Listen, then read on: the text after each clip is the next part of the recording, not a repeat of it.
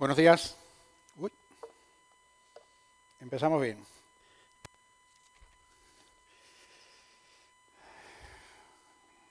Vamos a darle al botoncito.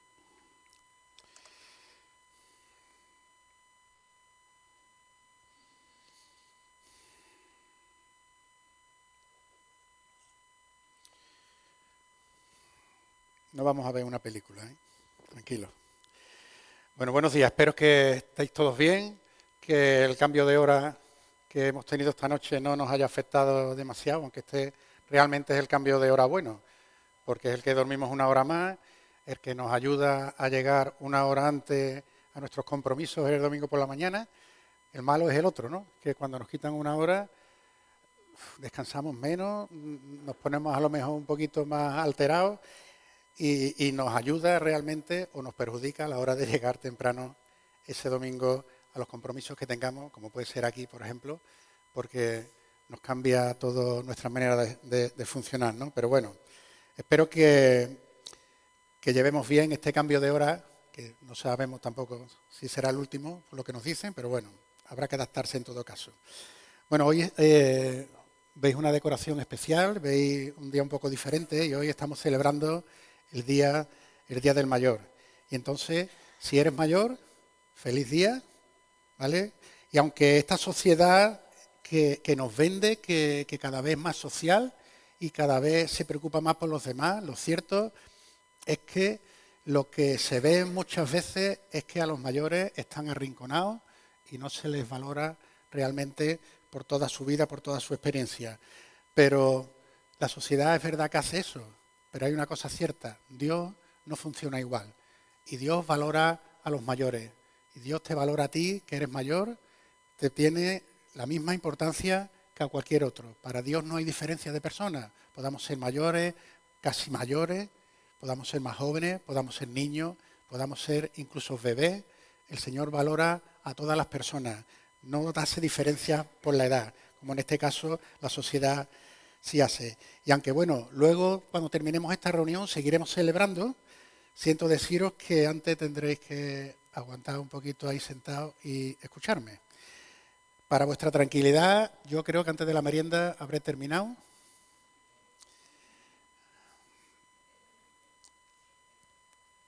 No, para el almuerzo habremos terminado seguro. Entonces, bueno, vamos a empezar ya. Antes de empezar, me gustaría hacer una pregunta, es que si hay alguien de todos los que estamos aquí reunidos que está dedicado a la obra de Dios por completo. ¿Hay alguien? Bueno, luego comentaremos algo de eso. Me gustaría, ya entrando en materia, vamos a leer un texto que está al final de Mateo, en el que hoy vamos a hacer la reflexión y me gustaría que antes de eso, contaros un poco las cosas que suceden antes del pasaje que vamos a leer en Mateo. Como decía, está al final del Evangelio, con lo cual eso quiere decir que ya Jesús ha muerto y ha resucitado. Jesús ha resucitado y el revuelo en la zona aquella, ¿verdad?, es grande porque es una cosa que evidentemente no es habitual, ¿no? Y las mujeres habían ido a la tumba de Jesús y habían encontrado las piedras movidas y la tumba vacía. Allí no estaba el cuerpo de Jesús. Pero sí encontraron un ángel que claramente le dijo que aquel al que buscáis no está, Jesús al que buscáis ha resucitado, ya no está aquí, la tumba está vacía.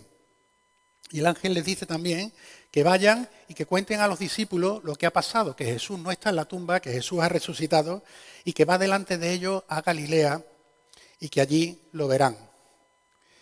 Las mujeres se van para ir a ver a los discípulos y contarles esto que el ángel le ha dicho y van asustadas, dice el texto, pero llenas de alegría, porque realmente el encontrarse con un ángel debe ser algo seguramente que pueda, como mínimo, sorpresivo o no sé yo cómo reaccionaría, no sé cómo reaccionaríais ustedes, pero ellos estaban asustadas, dice el texto, por aquello que habían visto, pero a la vez estaban llenas de alegría porque realmente la noticia, o sea, al recibir la noticia de que Jesús había resucitado, era una noticia que les llenaba de esperanza, ellos y ellas que habían seguido a Jesús todo el tiempo de su ministerio, ¿no?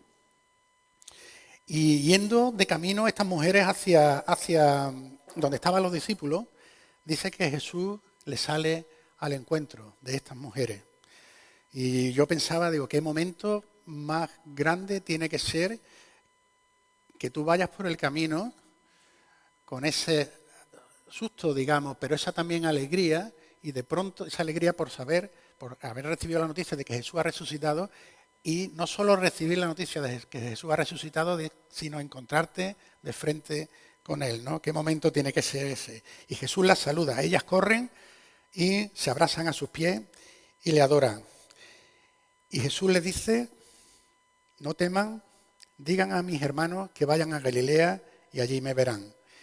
Y mientras todo eso sucedía, algunos guardias o los guardias que habían presenciado que Jesús ya no estaba en la tumba, fueron a avisar a la ciudad y le contaron a los principales sacerdotes, a las autoridades religiosas de ese momento lo que había sucedido. Y las autoridades, con la intención de esconder la verdad, de que no se supiera que Jesús había resucitado para que sus seguidores no tuvieran esperanza, les ordenan a esos guardias mentir y decirle a todo el mundo que el cuerpo realmente lo que había sido era robado, que mientras ellos dormían alguien se había llevado el cuerpo. Todo eso, hasta aquí, es lo que pasa antes del texto que vamos a leer. Pues esto no va. Ahí va. Bueno. Dice el texto, está Mateo 28, 16 al 20 y lo vamos a leer en la Nueva Traducción Viviente. Dice, entonces los 11 discípulos salieron hacia Galilea y se dirigieron al monte que Jesús les había indicado. Cuando vieron a Jesús lo adoraron, pero algunos de ellos dudaban. Jesús se acercó y dijo a sus discípulos, se me ha dado toda autoridad en el cielo y en la tierra. Por lo tanto, vayan y hagan discípulos a todas las naciones, bautizándolos en el nombre del Padre, del Hijo y del Espíritu Santo. Enseñen a los nuevos discípulos a obedecer todos los mandatos que les he dado. Y tengan por seguro esto, que estoy con vosotros, con ustedes siempre, hasta el fin de los tiempos. Es un texto corto, son solo 5 versículos, pero me gustaría que los desgranáramos un poco en esta mañana para ver qué es lo que el Señor nos quiere mostrar en estos 5 versículos.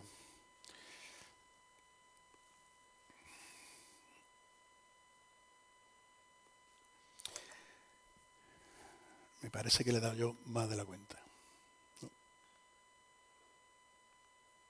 Ahí estamos. Perdón. Versículo 16. Nos dice que los 11, porque Judas ya no estaba, salen hacia Galilea, que era donde le había indicado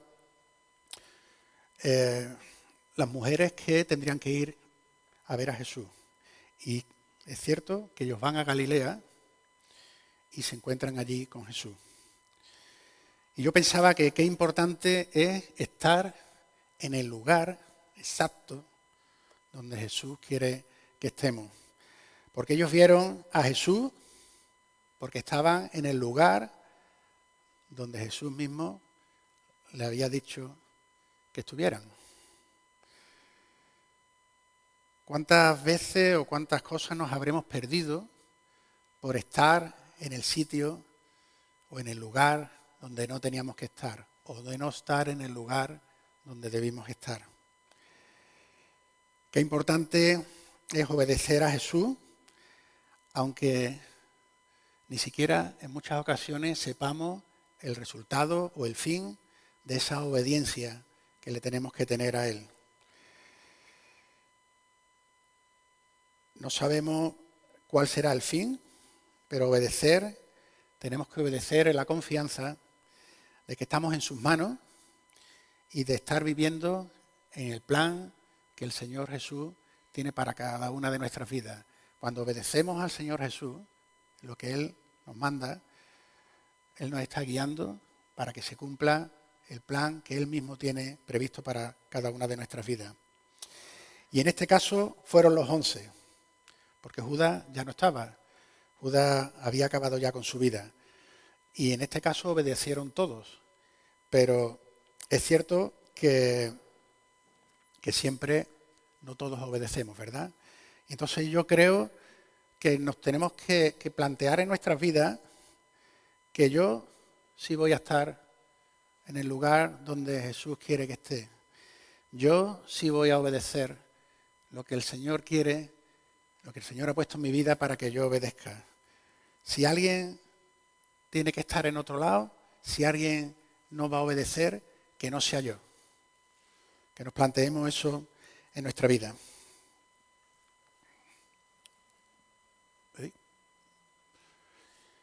Se ha ido, ¿no? Pon el 17. Vaya cambiándolo tú mejor porque esto me parece que no va.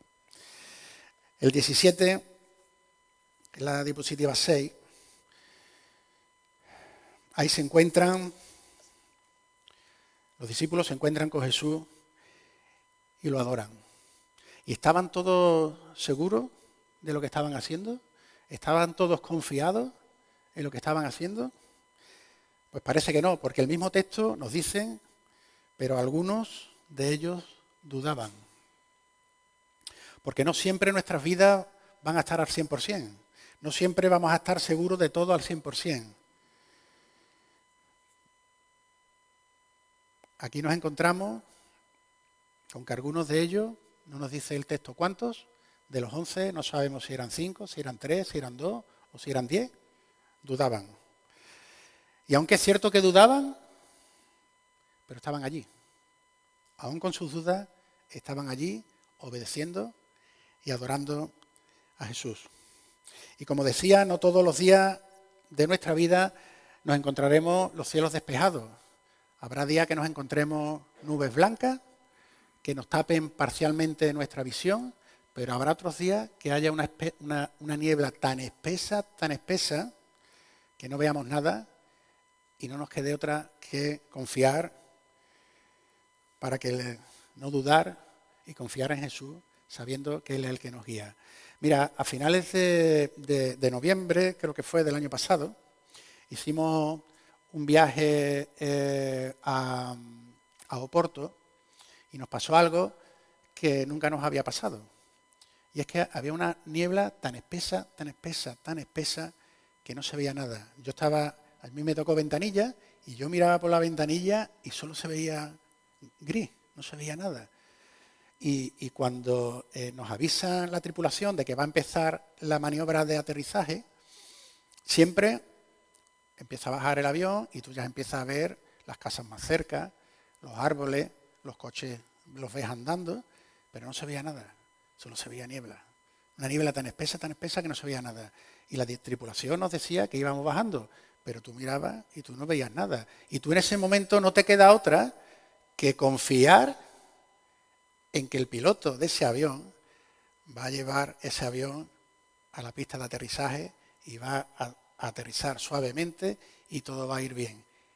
Porque tú no ves nada. Y en realidad, en nuestra vida, Jesús es ese piloto. Que en los días de niebla, que no se ve nada, que tú te asomas por la ventana del avión y solo ves niebla espesa y no ves nada, tienes que confiar en que Jesús está al mando y va a aterrizar ese avión y no va a pasar nada, no va a haber ningún accidente, no va a haber ningún incidente, Él lo va a llevar a buen puerto.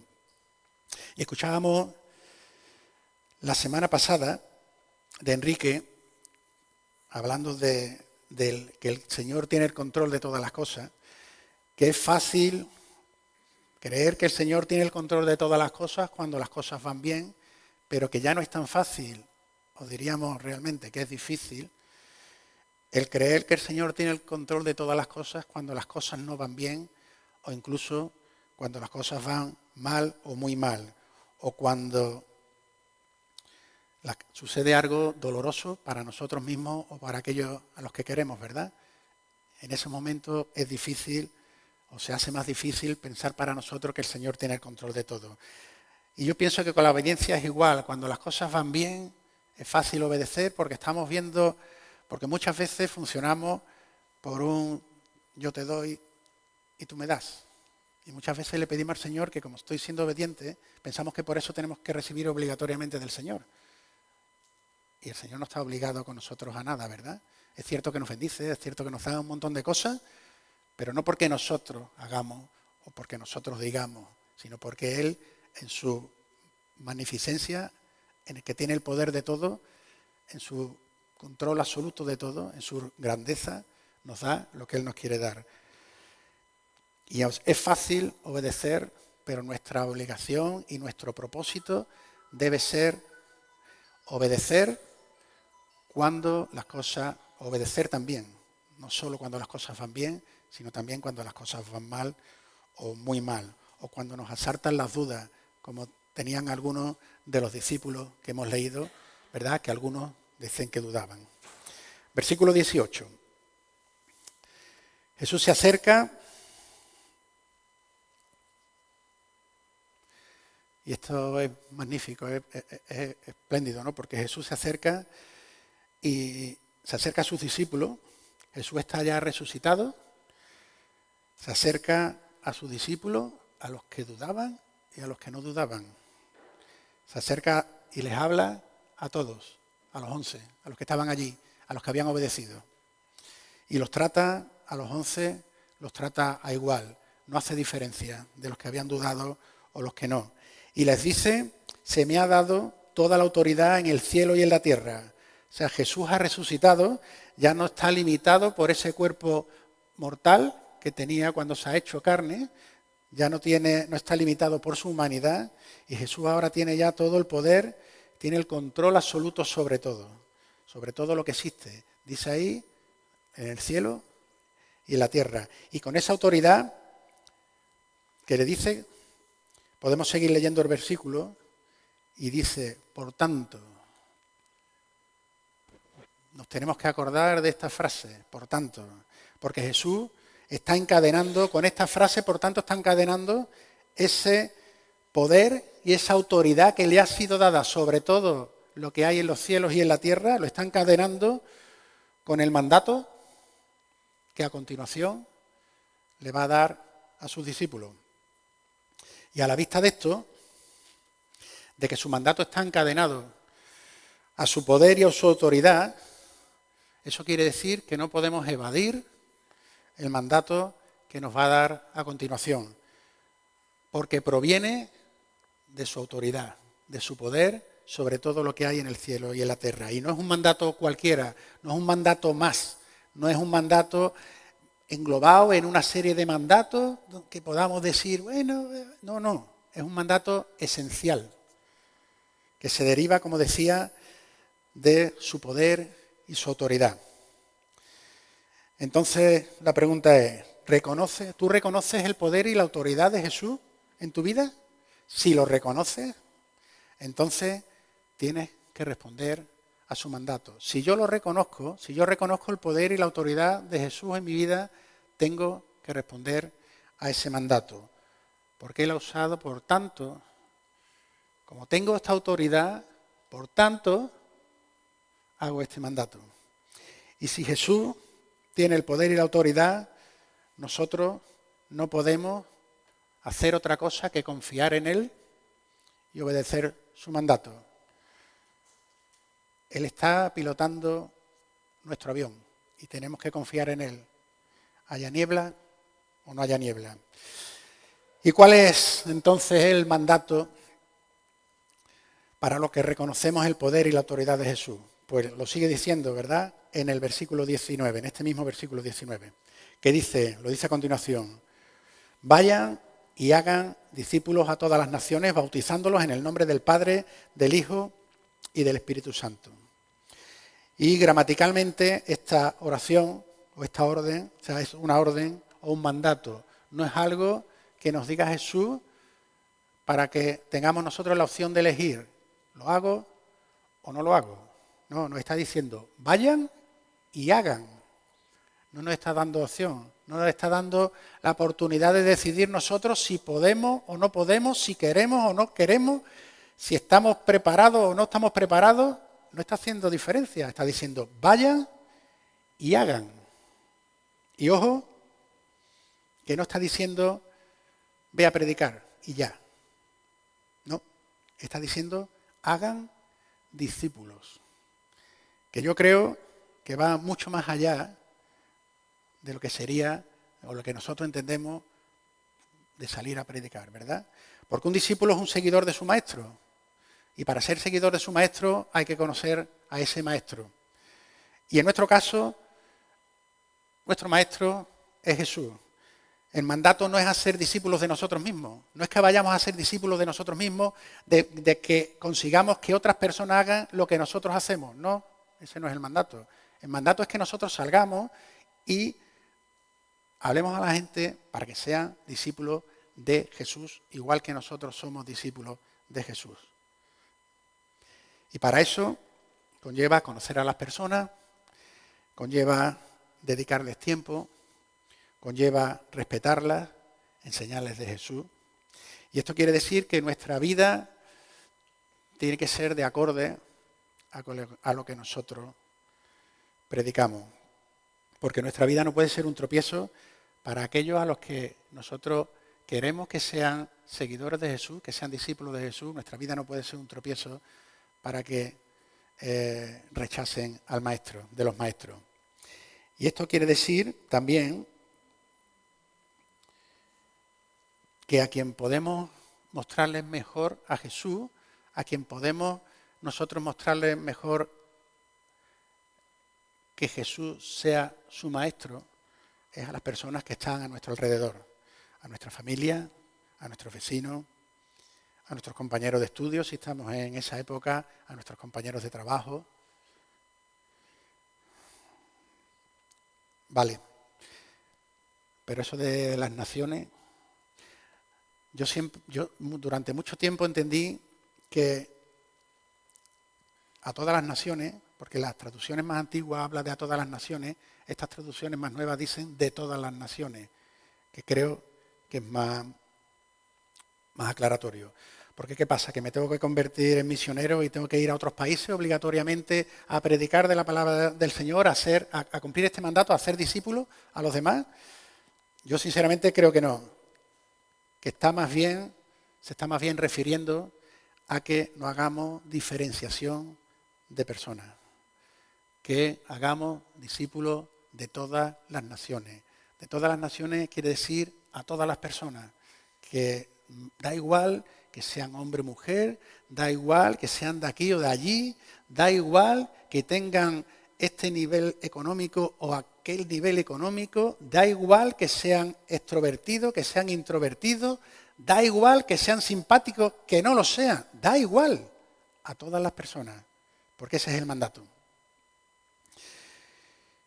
Y está claro que todos tenemos, cada uno tenemos un llamado diferente. Si el tuyo es irte a otro país a hacer discípulo, bien está. Si el Señor te llama a eso, bien está. Pero si no te ha llamado a eso, a tu alrededor, como decíamos antes, hay muchas personas que todavía posiblemente ni siquiera se han dado cuenta que necesitan a Dios en sus vidas. Es posible que ni se lo hayan planteado, es posible que no hayan caído, es posible o que estén enfadados con Dios por cualquier cosa que le haya pasado y todavía no saben que realmente lo mejor que puede pasar en sus vidas es conocer a Dios. Y con esas personas que tenemos alrededor, que no hace falta irnos a otro lugar, sino con esas personas que tenemos a nuestro alrededor, tenemos la oportunidad de cumplir con la misión que el Señor ha puesto en nosotros. Y es curioso que siga diciendo el versículo 19, bautizándolo, curioso, lo entrecomillamos, ¿verdad? Bautizándolo en el nombre del Padre, del Hijo y del Espíritu Santo. Y yo creo que aquí está marcando el camino correcto. Lo primero, creer en Jesús. Lo primero es comprometerse la persona con Él. Y hasta aquí es un tema interno, ¿verdad? Es un tema propio de la persona. Y luego esto se externaliza y se da testimonio público con el bautismo que habla este mismo texto y ya se da testimonio público al resto del mundo de esa decisión que cada uno de nosotros hemos tomado de conocer al Señor. Y pasamos ya al versículo 20, que creo que tiene dos puntos muy, muy importantes. El primero es un compromiso que tenemos que hacer de nuestra parte y el segundo es un compromiso que el mismo Jesús hace con nosotros. O sea que tenemos compromisos cruzados, ¿verdad? Dice el primero, el que depende de nosotros, enseñen a los nuevos discípulos a obedecer todos los mandamientos que les he dado. Y un compromiso, pero un compromiso fuerte, ¿verdad? Compromiso con mayúscula, compromiso grande, porque no podemos enseñar a obedecer si nosotros antes no obedecemos. O no podemos enseñar a alguien que Jesús sea su maestro si Jesús no es nuestro maestro primero, ¿verdad? Aquí no podemos aplicar este dicho tan famoso que hay, haz lo que yo te diga, pero no lo que yo haga. Aquí esto no vale. O como se dice en mi pueblo, no te puedo enseñar a bailar sevillana si yo no sé bailar sevillana. Para enseñar a obedecer, primero tenemos que obedecer primero. Para enseñar, para guiar a personas a que Jesús sea su maestro, tiene que ser nuestro maestro primero, para que nosotros podamos enseñar esto. Y el segundo compromiso es el del Señor para nosotros. Y tengan seguro esto, que estoy con ustedes siempre hasta el fin de los tiempos. Y este compromiso sí que nos falla. Nosotros podemos fallar, podemos tener días mejores, días peores, podemos tener días en que todo se vuelva al revés y todo se ponga con patas arriba, pero el Señor, su parte, siempre, siempre, siempre la cumple. Dice, tengan seguro esto, que estoy con ustedes siempre hasta el fin de los tiempos. O sea, nos dice que está con nosotros siempre y ese siempre es un siempre de verdad, no como el siempre que nosotros podamos decir, que muchas veces decimos, sí, para siempre, para siempre. La última vez que yo me apunté al gimnasio, iba a estar el resto, y creo que duré una semana.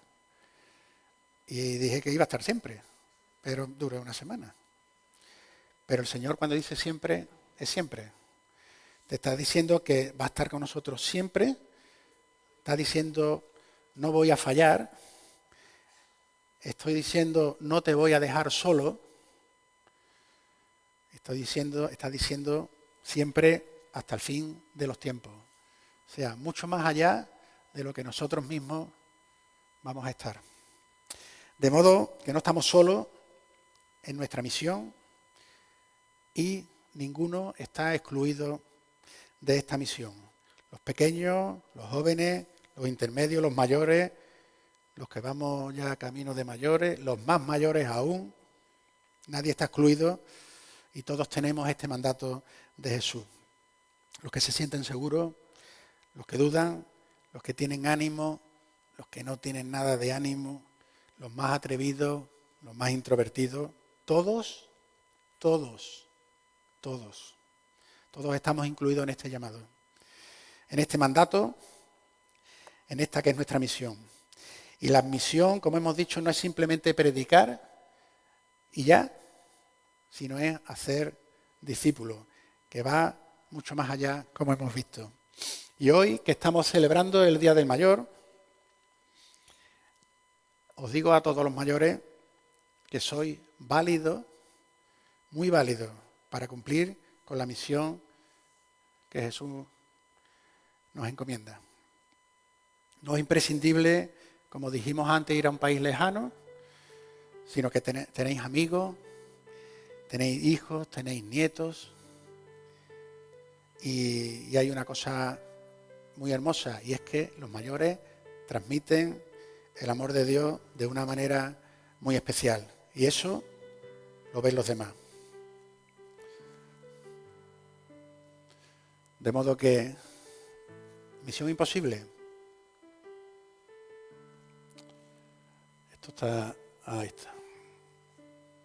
Es que creo que lo estoy dando al revés a este cacharro. La misión no es imposible, la misión es posible. Y es posible porque es una consecuencia directa lo tanto, ¿verdad? Decía el texto, por lo tanto, como Jesús tiene la autoridad, toda la autoridad en las cosas que hay en el cielo y en la tierra, ese mandato que nos da es una acción directa de ese poder que tiene sobre todo, por lo cual la misión sí es posible. Y vuelvo a preguntar, ¿alguno de nosotros está dedicado a tiempo completo?